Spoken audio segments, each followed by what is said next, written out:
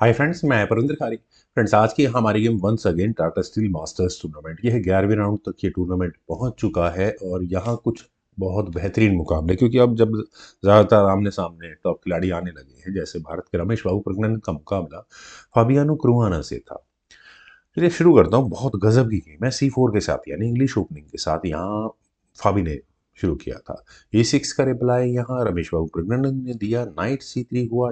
D5 D4 game को कह सकते हैं कि क्वींस गैम्बिट डिक्लाइन में ये ट्रांसपोज हो चुकी है। नाइट F6 के बाद हुआ C टेक्स D5 यानी कि क्वींस गैम्बिट डिक्लाइन का exchange variation E takes D5। वैसे फ्रेंड्स, जो लोग नए हैं उनके लिए बता देता हूँ, इस बातों से बहुत ज़्यादा कोई फ़र्क पड़ता नहीं है कि किस ओपनिंग का क्या नाम है।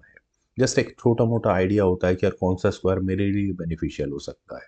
मतलब सामने वाले ने ये चलाया तो मेरे लिए ये स्क्वायर्स मुझे ध्यान रखना है और ओपोनेंट के इसी स्क्वायर्स पर मैं अटैक बना सकता हूँ। बस इससे ज़्यादा कुछ नहीं। अगर आप कंटिन्यूसली वीडियोस देखोगे ना, उसमें आपको आइडिया होता चला जाएगा, जो न्यू कमर्स है उनके लिए। बिशप G5 डायरेक्टली यहाँ ये नाइट हो चुका है पिन। C6 खेला गया, ठीक भी है। देन हुआ E3, बिशप आया D6 स्क्वायर पर, बिशप D3 और इसके बाद यहाँ प्रज्ञानंद ने कैसल किया। नाइटेड G गोज टू E2, रुक आया E8 स्क्वायर पर। देन हुआ H3, knighted B goes to D7, queen I C2 square पर। किसी भी तरह से अटैक बन सकता है इस H2 पॉन पर, ओ सॉरी H7 पॉन पर, कई बार मुझसे गलती होती है। नाइट आया F8 स्क्वायर पर। ले लो आप, कोई बात नहीं, रिमूव करो, मेरा डिफेंस रहेगा वहां पर। खैर, फाबियानो ने यहाँ कैसल किया। देन खेला गया B5। फ्रेंड्स, ये मूव मुझे बड़े रिस्की लगते हैं। फाबियानो बिल्कुल बहुत बड़ा नाम है, तो उनके सामने ज़्यादा प्रॉब्लम्स आएंगी नहीं। अटैक शुरू हो चुका है पॉन साइड, जहाँ किंग गया है उसी साइड पॉन्स का अटैक शुरू हो चुका है। किंग आया B1 स्क्वायर पर। देन हुआ A5 F3, bishop E7, then bishop takes F6, bishop takes F6 E4, then हुआ A4, A3 फाइनली किया गया, लेकिन B4 होना ही है at last. A takes B4 क्या कहूँगा, डिलेड पॉन एक्सचेंज एग्जैक्टली, क्योंकि डिस्ट्रॉय करना ना ए पॉन। और यहाँ प्रज्ञानंद ने आगे पुश कर दिया है A3 स्क्वायर तक। तो अब क्या करें, बी टेक्स A3 में क्या होगा, सीधा साधा सीधा सीधा रुक आपका A3 स्क्वायर पर आ जाता है और उसके बाद बिल्कुल थोड़ा बहुत प्रेशर यहाँ पर रहेगा वाइट के पास। चलिए थोड़ा भी आगे बढ़ाते हैं तो एग्जैक्टली यही गेम चलती है। यहाँ खेला गया B3 का मूव। ठीक है, आपका ही पॉन मेरा डिफेंस करेगा, बेस्ट स्ट्रेटजी यही है। क्वीन आई B6 स्क्वायर पर कौन से दो पॉन्स पर अटैक है ये बताने की जरूरत ही नहीं पड़ेगी, दोनों पॉन्स आपको दिख रहे हैं। ई टेक्स D5 अगर किया जाएगा तो मेरे हिसाब से तो ठीक ही था, लेकिन किंग आया A2 स्क्वायर पर। चलिए अपने किंग को बिल्कुल सेफ्टी में घुसा लिया है, क्योंकि देखिए बात भी ठीक है, क्योंकि अगर नहीं पॉन तो आगे पुश, नाइट है ना, पॉन कैसे आगे पुश हो जाएगा। खैर, D takes C4, F takes C4, मुझे ऐसा लगता है कि यहाँ क्वीन टेक्स B4 एक अच्छी ऑप्शन थी, लेकिन यहाँ प्रज्ञानंद ने बिशप टेक्स D4 को चुना। नाइट टेक्स D4 होने के बाद हुआ क्वीन टेक्स D4 और फिर दोबारा उस B4 पॉन पर अटैक है। डिफेंस करने की जरूरत है नहीं, एक्सचेंज करने की जरूरत है। इस बी पॉन को एक कदम और आगे पुश कर दो। B5 खेला गया और अगर यहाँ आप मेटेरियल एक्सचेंज करते हो तो क्या होगा, देखिए, बताने की जरूरत नहीं है क्या होगा। खैर, बिशप आया D7 स्क्वायर पर। देन हुआ बिशप C4 और एक अच्छी आउटपोस्ट यहाँ बिशप के लिए। और अगले मूव्स में रुक बिल्कुल आएगा F1 स्क्वायर पर। क्वीन आई A7 स्क्वायर पर। क्वीन का हटना ज़्यादा ज़रूरी था, क्वीन पर अटैक भी है। बिशप पर चलिए डिफेंस है ठीक ठाक। B takes C6, bishop takes C6 है, थोड़ा बहुत प्रेशर तो है। रुक अटैच गोज टू F1 और बिल्कुल बना है अटैक यहाँ, तो रुक E7, यहाँ ब्लैक को करना ही पड़ा। नाइट D5, रुक को हटाओ। रुक जाने को कहाँ तैयार है ये बताने की जरूरत ही नहीं है, बिल्कुल सारा फोकस गेम का यहाँ A और B फाइल में ही रहेगा प्रज्ञानंद का। रुक F5। फ्रेंड्स, रुक F5 थोड़ा सा ओवर एम्बिशियस मूव मुझे लगता है। देखिए, रुक्स की बैटरीज बिल्कुल तैयार हो चुकी है, लेकिन ऐसा नहीं है कि ब्लैक वहां पर डिफेंस नहीं कर सकता। रुक C8 यहाँ पर किया गया पहले। अब रुक C8 किस लिए, रुक अनडिफेंडेड है यार, ये ध्यान रखने वाली बात होगी। तो क्वीन F2 हटा लें क्या, क्वीन को, क्वीन एक्सचेंज की बात करें। क्वीन टेक्स टेक्स, चलिए कोई नहीं, क्वीन हटाई, लेकिन यहाँ D3 स्क्वायर पर। नाइट आया E6 स्क्वायर पर। नाइट बाहर निकला है। रुक D गोज टू F1, रुक्स की बैटरी तैयार होनी थी।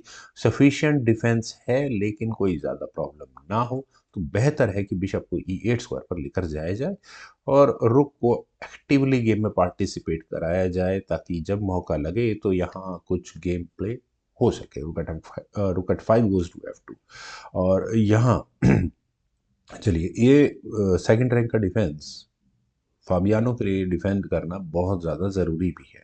कोई ना ही एफ8 स्क्वायर पर प्रज्ञानंद यहाँ, लेकिन मुझे नहीं लगता कि क्यों नहीं लगता यार, प्रॉब्लम तो है।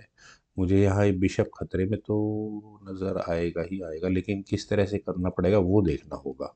रुक C2 किया गया, देन नाइट आया C5 स्क्वायर पर, क्वीन पर अटैक बना। तो अब क्वीन कहाँ जाए?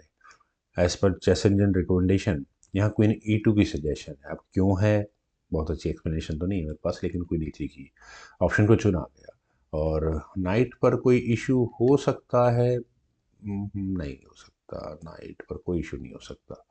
नाइट टेक्स B3 चुना गया और फ्रेंड्स फाइनली प्रज्ञानंदन के गेम पकड़ में आ चुकी है। अब कैसे पकड़ में आई है देखते हैं। देखिए, नाइट सेक्रीफाइस है, पहले करते हैं नाइट सेक्रीफाइस को एक्सेप्ट। अगर यहाँ से गेम आगे बढ़े और फाबी डिसाइड करे कि वो बिशप टेक्स B3 करेंगे, तो क्या क्या ऑप्शंस खुलती हैं? सबसे पहली ऑप्शन तो आपको शायद नज़र आ भी गई हो, रुक टेक्स C2 चेक होगा ही होगा। अब क्या करें? बिशप से अगर आप यहाँ रुक को लेते हो तो अगले मूव में कितना बड़ा प्रेशर गेम में बनेगा ये बताने की जरूरत नहीं है। क्वीन भी देखिए, क्वीन का ध्यान रखिएगा कहाँ आ सकती है क्वीन। तो अगर यहाँ से ये गेम आगे बढ़े और बिशप टेक्स C2 किया जाए तो रुक B2 चेक होगा ही होगा। और यहाँ पर दो तरीके हैं, या तो किंग टेक्स B3 कर लिया जाए, तो रुक टेक्स C2, मेटेरियल मतलब किंग पूरा एक्सचेंज हो चुका होगा, मेटेरियल एक्सचेंज इक्वल होगा।